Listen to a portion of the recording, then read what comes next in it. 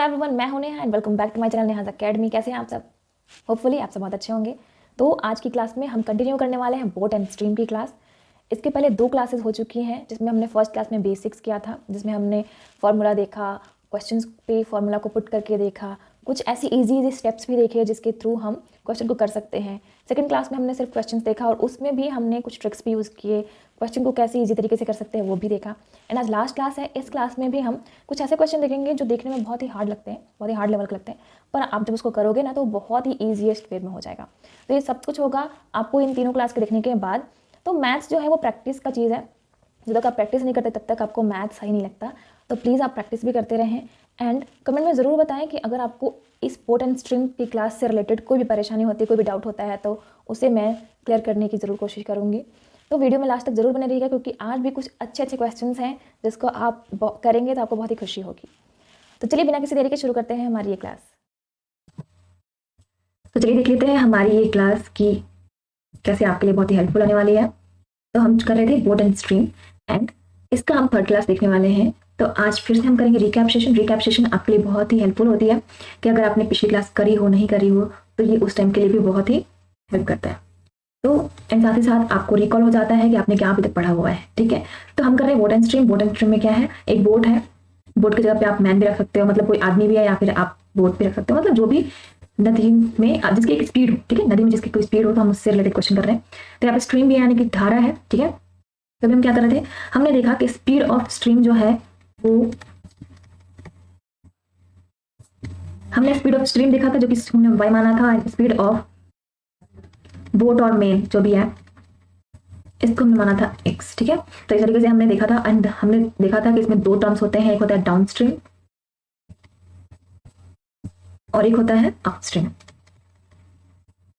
तो down stream को हम डी एस से भी डिनोट करते हैं, अपस्ट्रीम को हम यू एस से डिनोट करते हैं। तो इसमें क्या होता है, डाउन स्ट्रीम का मतलब है कि हम स्ट्रीम के साथ चल रहे हैं। तो जब हम स्ट्रीम के साथ चल रहे होते हैं, या फिर जैसे कि मैंने आपको बताया था कि आप मान के चलो इस तरीके से कोई नदी चल रही, नदी बह रही है, तो उसकी स्पीड ऑफकोर्स नीचे की तरफ ही होगी, वरना नदी नीचे से ऊपर की तरफ नहीं जा सकती। राइट, तो जब नीचे की तरफ आ रही है, तो हम अगर नीचे की तरफ आ रहे हैं तो नदी की स्पीड के साथ हम आराम से, मतलब हमारे अगर कोई अपनी स्पीड नहीं भी लगाए तो हम ऐसे भी है, तो नदी अपनी स्पीड से हमें बहा कर ले जाती है। राइट, तो इसे कहते हैं अपस्ट्रीम, क्योंकि सॉरी इसको कहते हैं डाउन स्ट्रीम, मतलब डाउन में जा रहे हैं। ठीक है, इसकी स्पीड से ज्यादा आ रहे हैं। तो जब भी हम डाउन स्ट्रीम की बात करेंगे तो आप इस तरीके से समझ लोगे, तो आपको कभी भी दिक्कत नहीं होगी। ठीक है, तो डाउन स्ट्रीम मतलब क्या है कि बोट या फिर मैन की स्पीड के साथ साथ हमने स्ट्रीम की स्पीड को मिक्स कर दिया, तो वो ज़्यादा डाउन स्ट्रीम। और वैसे ही अगर हमने क्या किया, अब सोचो कि ऐसे नदी आ रही है और हमें ऊपर जाना है, तो ऊपर जाने के लिए क्या हो जाता है, नदी की स्पीड हमें रोकती है, ऊपर चढ़ने से रोकेगी। राइट, और हम क्या करेंगे, हम अपनी स्पीड से चढ़ने की कोशिश करेंगे। यानी अगर नाव चल रही है तो नाव क्या करेगी, अब नाव की स्पीड ज्यादा होनी पड़ेगी, क्यों, वरना नदी उसको भाग ले जाएगा। राइट, तो हम क्या करेंगे, यहाँ पर हमारी जो भी स्पीड होगी यानी कि y जो होगा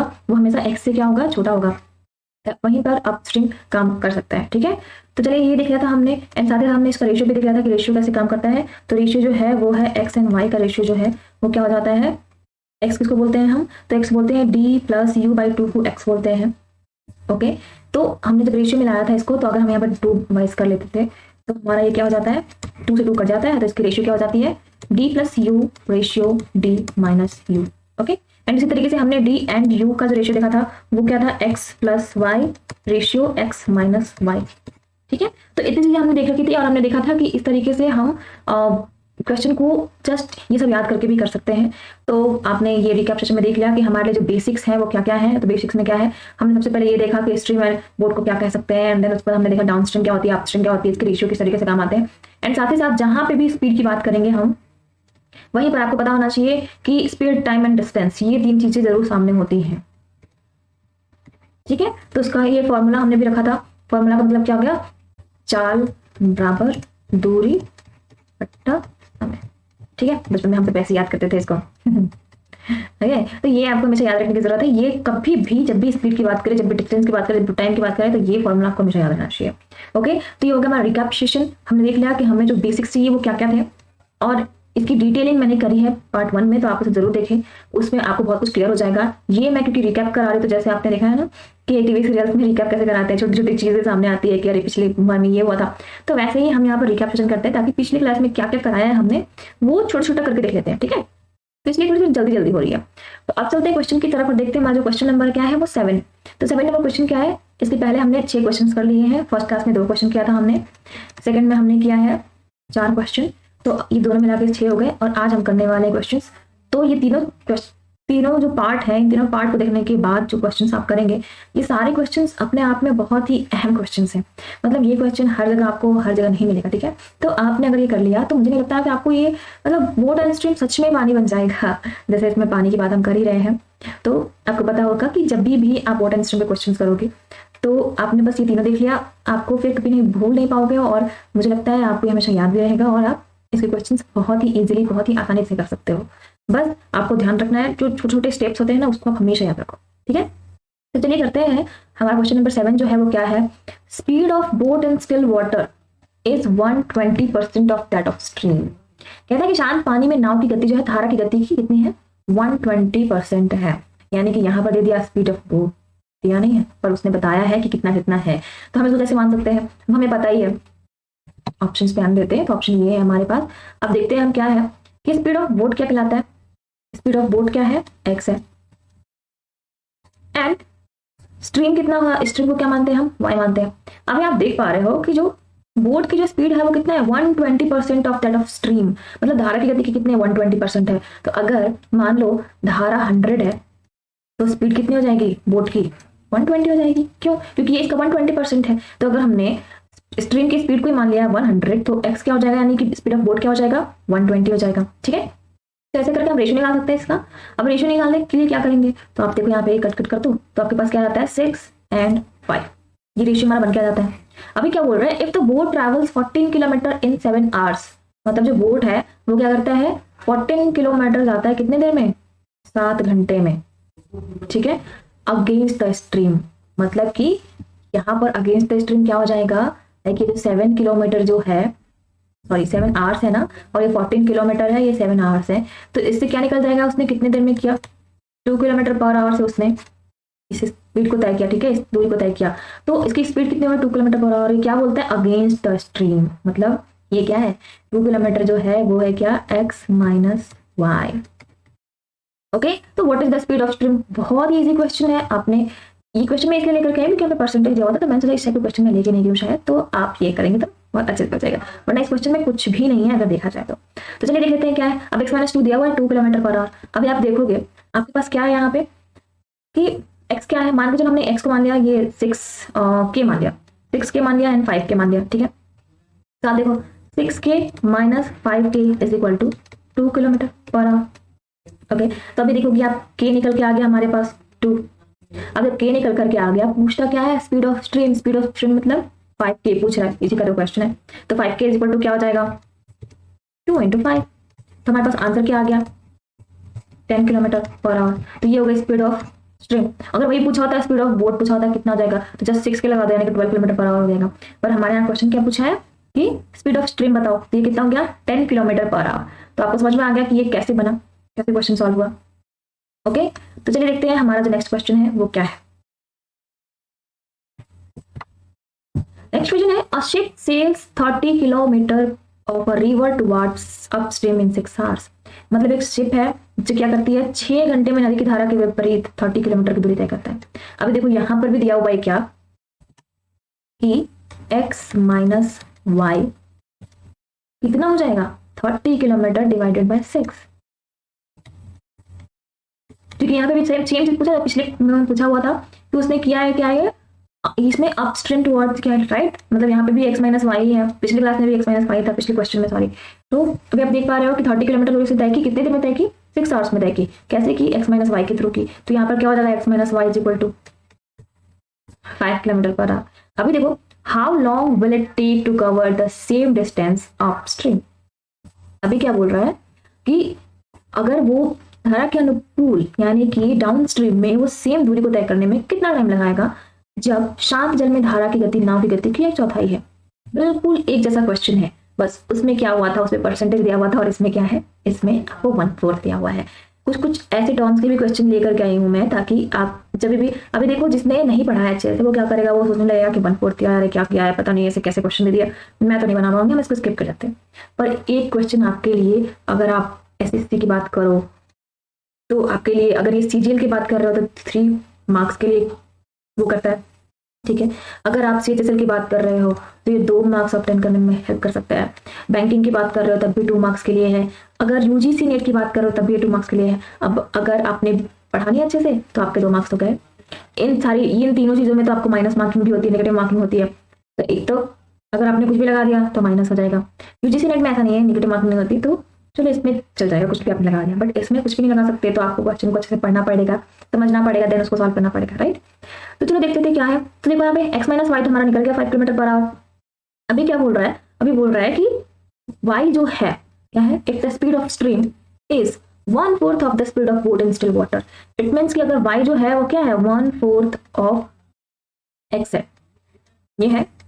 तो क्या पूछा है उसने पूछा है कि सेम दूरी को तय करने में x प्लस वाई कितना टाइम लगाएगा, यही पूछा है ना क्वेश्चन में, ठीक है। तो ये है क्वेश्चन, और ये जो दिया हुआ है वो दिया हुआ है। तो अब हम करेंगे सॉल्व क्वेश्चन को। तो क्वेश्चन को सॉल्व करने के लिए हम दूसरा यूज कर लेते हैं।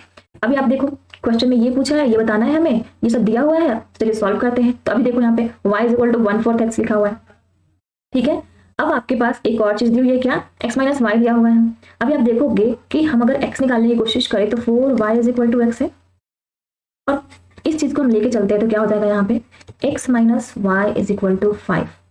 तो x की जगह पे हमने क्या रख दिया 4y रख दिया, या फिर हमने देखो यहाँ पे y रख दिया 5 रख दिया, ठीक है। हम चाहे तो x की वैल्यू भी पुट कर सकते हैं, y की वैल्यू पुट कर सकते हैं, पर हमें लगता है कि हम y की वैल्यू पुट कर लेते हैं तो क्या हो जाएगा हमारे यहाँ पे। अब देखो यहाँ पे 3y इज इक्वल टू 5 हो गया, तो y इज इक्वल टू क्या हो जाएगा 5/3, ये निकल गया। तो अभी हमारे पास y भी निकल गया। अभी देखो हम क्या करेंगे इसमें, तो यहाँ पर बिठा करके जो हमें क्वेश्चन सॉल्व करना है तो 30 डिवाइडेड बाय, अभी देखो यहाँ पे x को हमने क्या मान लेना है 4y जो हमारा आया है, प्लस y हमारा y ही है। तो पहले हम ऐसे कर लेते हैं, ये हो गया 5y। अब y की जगह पे हम इसको पुट करके रख सकते हैं क्या, तो देखो 6/y कितना निकल करके आया है हमारे पास 5/3, तो हम यहाँ पे पुट कर लेते हैं। अब देखो जब भी ऐसा कुछ आए जो इसके नीचे का जो टर्म है ये जस्ट ऊपर चला जाएगा, तो यहाँ पे क्या हो जाएगा into 3, तो अभी देखो ये क्या हो जाएगा 18/5, और ये क्या बन जाता है 3.6 किलोमीटर। सॉरी टाइम पूछा है ना तो इसलिए आवर्स, तो 3/3.6 हो जाएगा हमारे पास आवर्स। ये क्वेश्चन का आंसर हो गया, और जो कि है ऑप्शन नंबर सी। फिर से देख लेते हैं कैसे हमने किया इसको। तो हमने पहले किया क्या, हमने पहले क्या देखा कि क्या दिया हुआ है, 30 किलोमीटर लगता है, 30 किलोमीटर को तय करने में 6 घंटे लगते हैं, किसमें अपस्ट्रीम में। तो अपस्ट्रीम मतलब x माइनस वाई, तो हमने क्या किया x माइनस वाई निकाला, 5 किलोमीटर पर आवर निकल गया।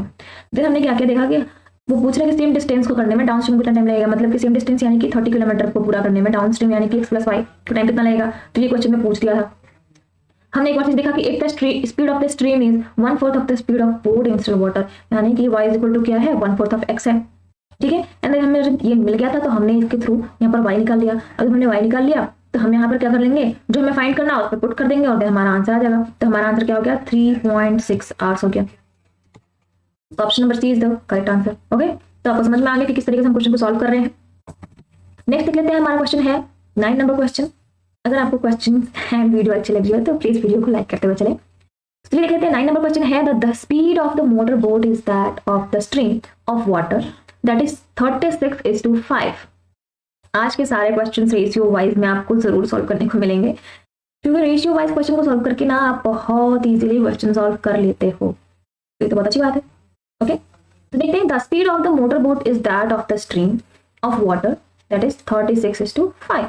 मतलब कि मोटर बोट और स्ट्रीम का जो रेशियो है वो क्या है, तो यहाँ पर देखो आप ऑप्शन भी देख लेते हैं।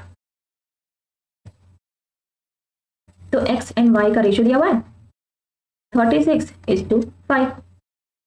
ओके, क्या बोला है, the boat goes along with the stream in 5 hours 10 minutes। मतलब कि स्ट्रीम के साथ धारा के साथ यानी कि x प्लस वाई से एक दूरी तय करने में कितना लगता है 5 घंटे 10 मिनट लगते हैं। तो how much time it will take to come back. अभी देखो यहाँ पर डिस्टेंस नहीं दिया हुआ है, ठीक है। तो इसका एक चीज आपने टाइम डिस्टेंस में भी पढ़ा होगा तो पढ़ा होगा कि अक्सर आपको, चलो ये चीज मैं आपको ना लास्ट में बताती हूँ, पहले हम क्वेश्चन को देख लेते हैं। तो यार देखो क्या है, एक्स एंड वाई दिया हुआ है, क्या है इसकी वो दी हुई है। अभी आप देखो डाउन स्ट्रीम एंड अपस्ट्रीम का भी हम निकाल लेते हैं रेशियो। जरूरत क्यों है, क्योंकि हमें आगे बनाना है, हमें निकालना है डाउन स्ट्रीम के साथ की। देखो डाउन स्ट्रीम का मतलब क्या होता है x plus y, and upstream का मतलब क्या होता है एक्स माइनस वाई। इसकी रेशियो निकाल रहे हैं हम, ये क्या हो जाएगा 36 प्लस 5 एंड ये हो जाएगा 36 माइनस 5, क्योंकि हम रेशियो निकाल रहे हैं तो रेशियो वाले पॉइंट्स यहाँ पे रख सकते हैं। अभी देखो ये क्या हो जाएगा 41 और ये हो जाएगा 31। ओके, तो अभी आप देखो कि यहाँ पर क्या बोल रहा है कि the boat goes along with the stream in 5 hours 10 minutes।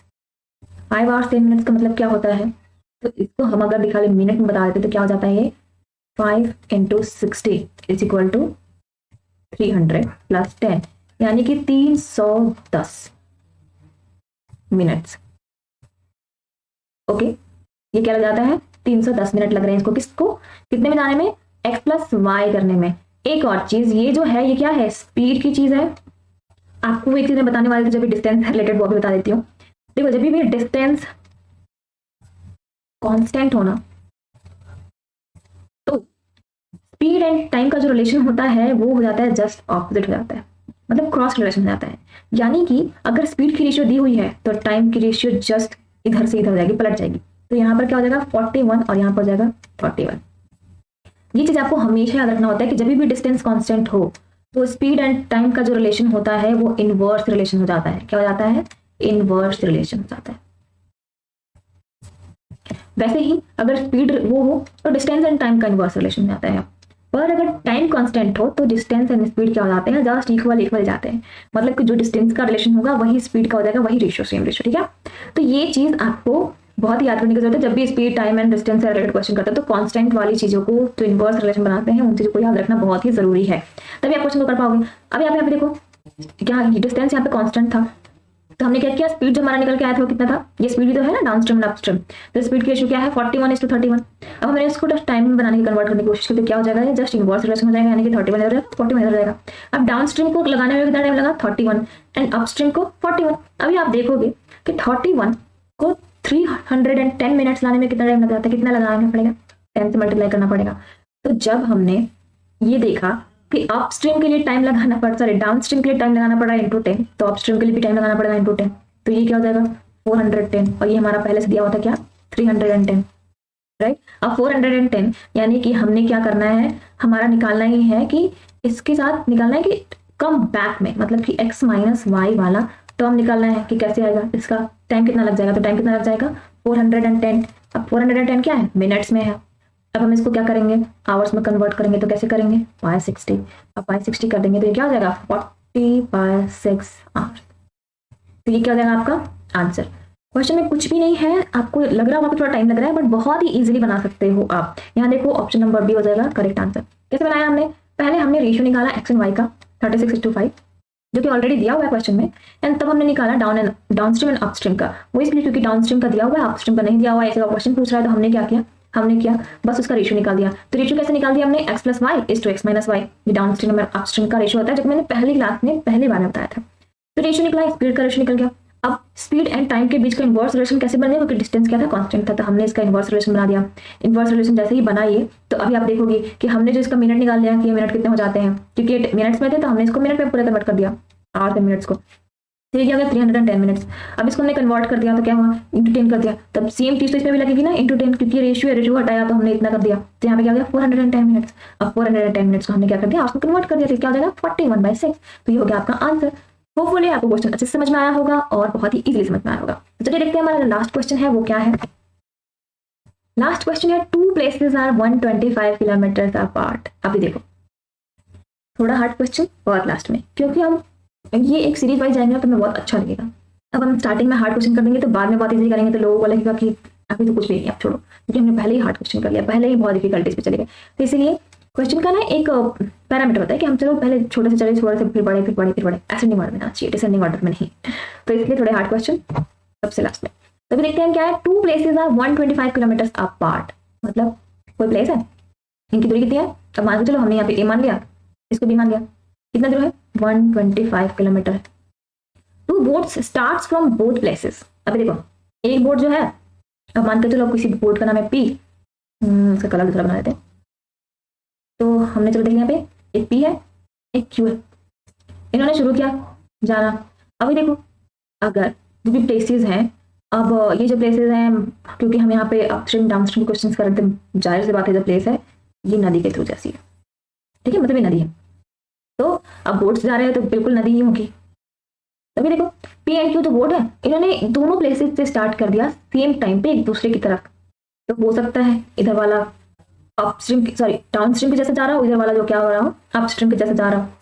ठीक है, तो अभी देखो क्या बोलते हैं, one boat is going down stream then the other one is going to upstream. इसी की बात कर रहे थे हम कि एक डाउन स्ट्रीम की तरफ जा रहा होगा, एक अपस्ट्रीम की तरफ जा रहा होगा। After how much time will they meet each other, वो दोनों बीच में कहाँ मिलेंगे और कब मिलेंगे।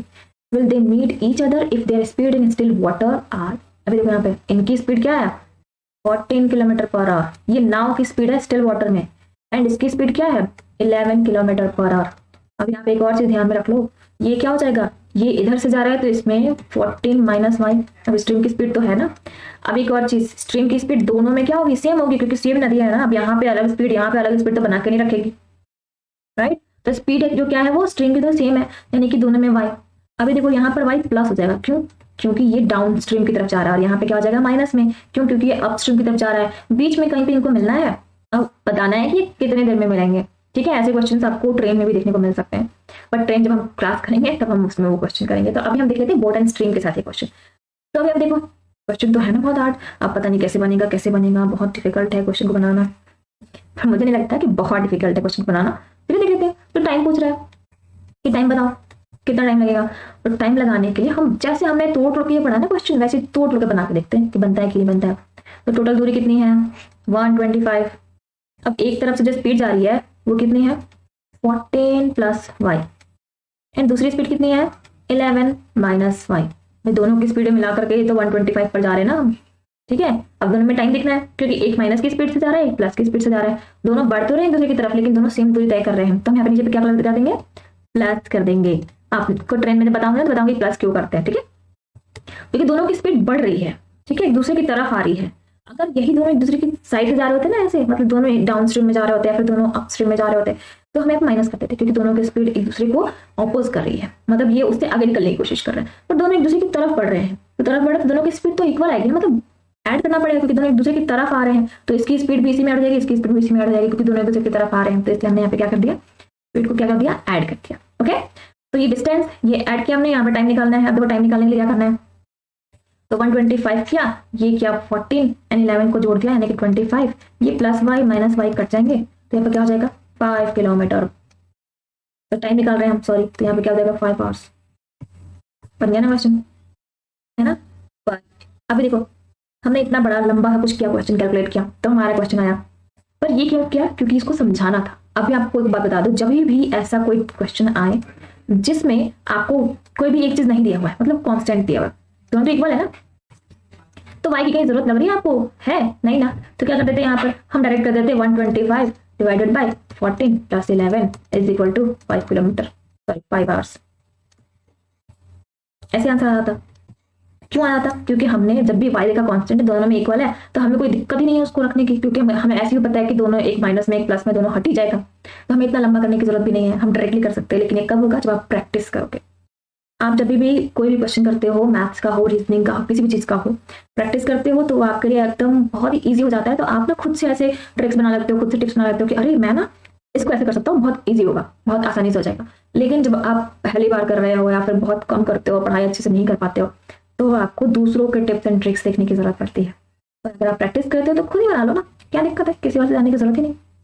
तभी आपने देखा कि किस तरीके से हम 5 आवर्स निकाल सकते थे यहाँ से भी और डायरेक्ट यहाँ भी कर सकते थे। तो ये समझाने के लिए किया, आपने देख लिया किस तरीके से बना सकते हैं, और ये हमारा आंसर हो गया ऑप्शन नंबर डी।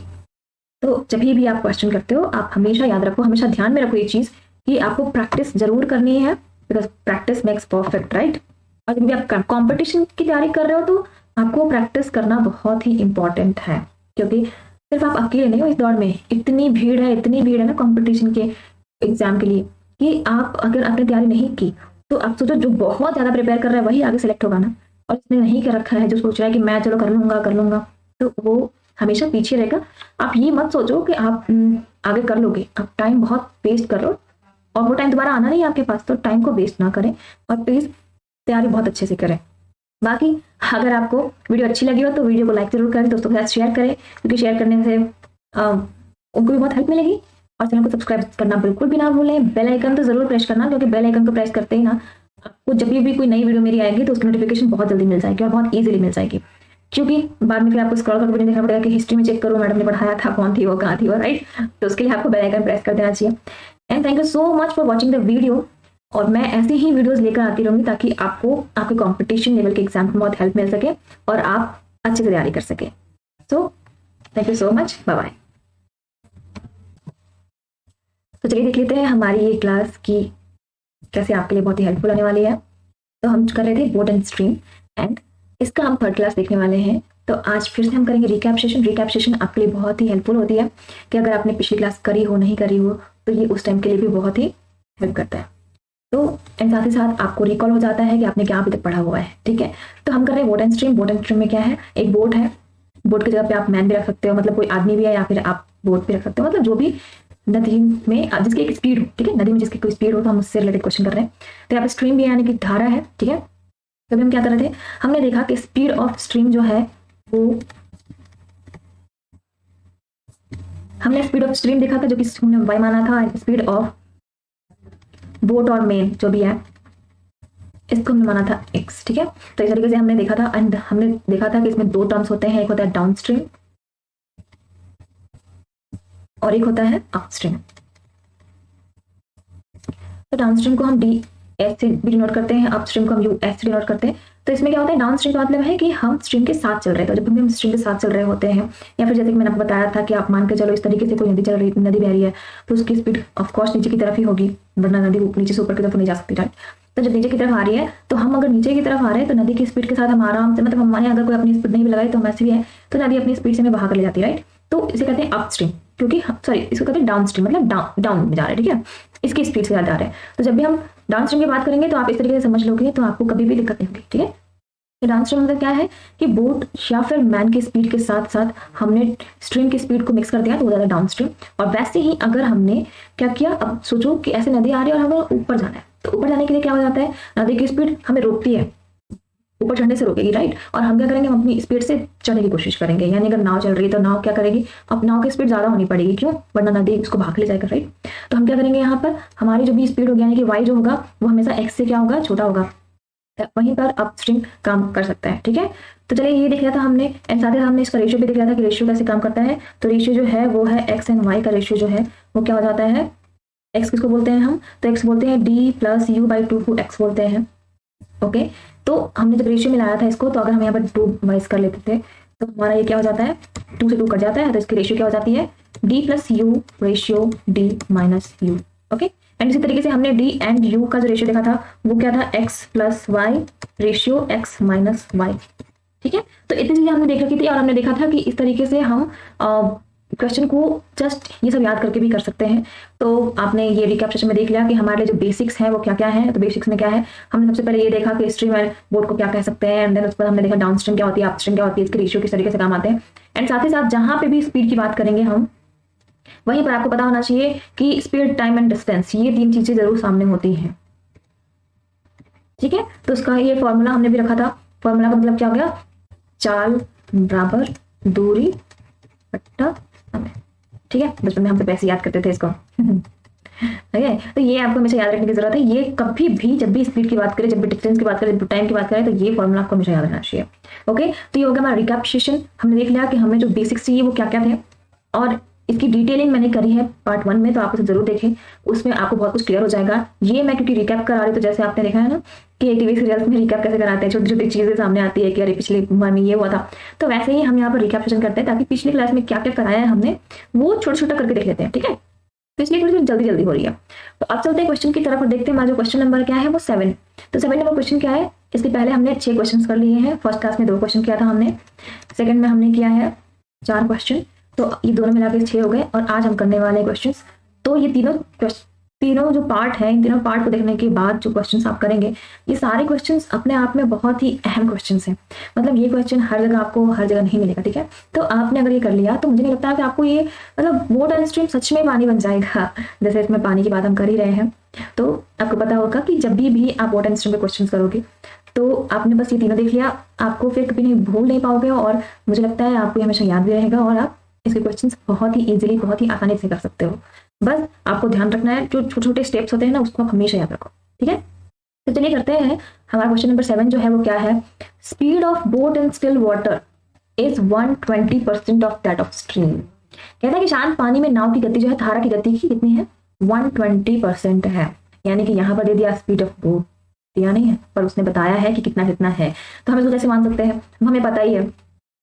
ऑप्शंस पे हम देते हैं, तो ऑप्शन ये है हमारे पास। अब देखते हैं हम क्या है कि स्पीड ऑफ बोट क्या कहलाता है, स्पीड ऑफ बोट क्या है, x है। एंड स्ट्रीम कितना होगा, स्ट्रीम को क्या मानते हैं हम, y मानते हैं। अभी आप देख पा रहे हो कि जो बोट की जो स्पीड है वो कितना है, 120% ऑफ दैट ऑफ स्ट्रीम, मतलब धारा की गति की कितनी है, 120% है। तो अगर मान लो धारा 100 है तो स्पीड कितनी हो जाएगी बोट की, 120 हो जाएगी। क्यों, क्योंकि ये इसका 120% है। तो अगर हमने स्ट्रीम की स्पीड को ही मान लिया 100 तो x क्या हो जाएगा, यानी कि स्पीड ऑफ बोट क्या हो जाएगा, 120 हो जाएगा। ठीक है, तो ऐसे करके हम रेशियो निकाल सकते हैं इसका। अब रेशियो निकालने के लिए क्या करेंगे, तो आप देखो यहाँ पे कट कट कर दो तो आपके पास क्या आता है 6 and 5, ये रेशियो हमारा बन के आ जाता है। अभी क्या बोल रहे हैं, if the boat travels 14 kilometre in 7 hours, मतलब जो बोट है वो क्या करता है 14 किलोमीटर जाता है कितने देर में, 7 घंटे में। ठीक है, अगेंस्ट द स्ट्रीम, मतलब कि यहाँ पर अगेंस्ट द स्ट्रीम क्या हो जाएगा, कि जो 7 किलोमीटर जो है, सॉरी 7 आवर्स है ना, और ये 14 किलोमीटर है, ये 7 आवर्स है, तो इससे क्या निकल जाएगा, उसने कितने देर में किया, 2 किलोमीटर पर आवर।